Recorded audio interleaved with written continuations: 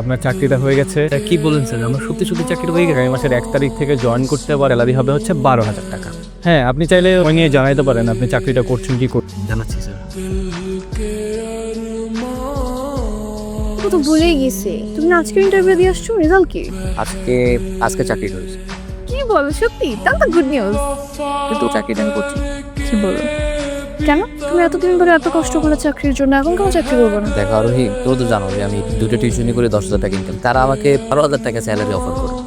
এই 12,000 টাকা স্যালারি নিয়ে ঢাকা শহরে তো মিনিমাম সার্ভেটুকু করছে, বরং আমি যদি আরেকটা টিউশনি করি আরো ভালোভাবে থাকতে পারি। সার্টিফিকেটের কথা কি বলবে, সারাটা জীবন এত কষ্ট করে পড়াশোনা করলাম, কত ত্যাগ, কত তিতিক্ষা। দেখো এত ইন্টারভিউ দিলাম, কেউ যেন সার্টিফিকেটটাকে মূল্যায়নই করে না। আমি একটা ব্যাপার বুঝে গেছি, চাকরি হবে না, সেটা বিজনেস শুরু করো। তুমি ভালো স্টুডেন্ট, তোমার মেধাও ভালো, আই গেস তুমি বিজনেস করলে অনেক বেশি সাকসেস হবে। কিন্তু বিজনেস শুরু করতে যে টাকা লাগে, আমি দিব।